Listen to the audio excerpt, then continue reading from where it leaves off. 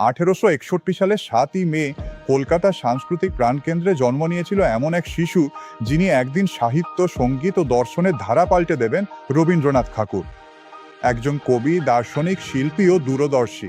তার জীবন ছিল সৃজনশীলতা ও গভীর মানবিক সংযোগের এক যাত্রা। ঠাকুর পরিবারে জোড়াসাঁকোতে জন্মগ্রহণ করেন রবীন্দ্রনাথ। তার বাবা দেবেন্দ্রনাথ ঠাকুর ছিলেন একজন সম্মানিত দার্শনিক, আর তার মা সারদা দেবী পরিবারকে স্নেহ ও উষ্ণতায় আগলে রাখতেন। ইনি ছিলেন 13 ভাই বোনের মধ্যে সবচেয়ে ছোট।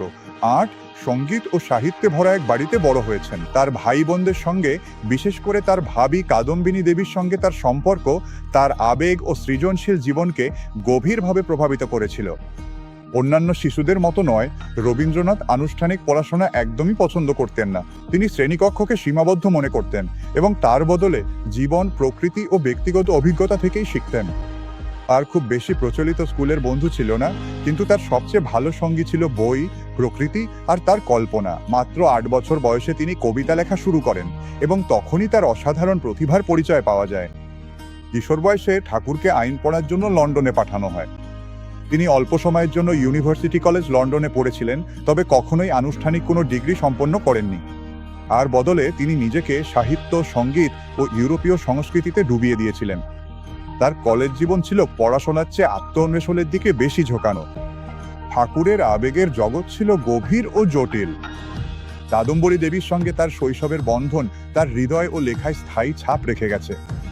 এটি প্রচলিত কলেজ প্রেমের গল্প না হলেও তার শুরুর বছরগুলো ছিল আবেগঘন অভিজ্ঞতায় ভরা, যা তার কবিস্বরে গভীর আকাঙ্ক্ষা, সৌন্দর্য ও আত্মবিশ্লেষণ যোগ করেছে।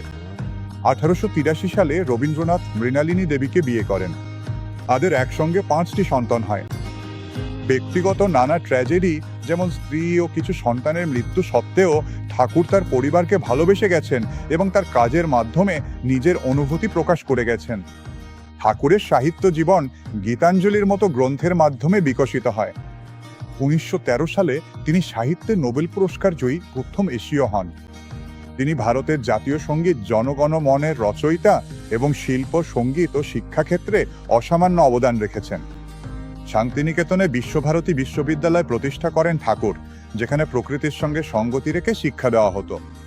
তিনি চিন্তার স্বাধীনতা, সৃজনশীলতা এবং সমন্বিত শিক্ষার মূল্যবোধে বিশ্বাস করতেন, যা আজও প্রজন্মের পর প্রজন্মকে অনুপ্রাণিত করে। ব্রাহ্ম সমাজ দ্বারা গভীরভাবে প্রভাবিত, ঠাকুর বিশ্বজনীন মানবতাবাদে বিশ্বাস করতেন।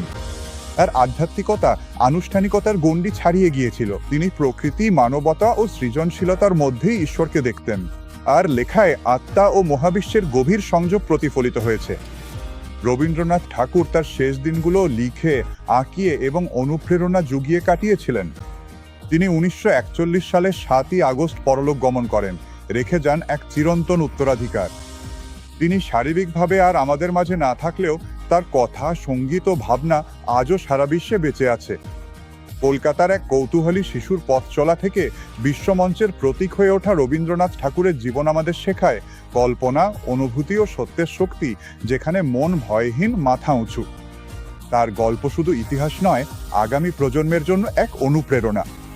শুভ জন্মদিন রবীন্দ্রনাথ ঠাকুর।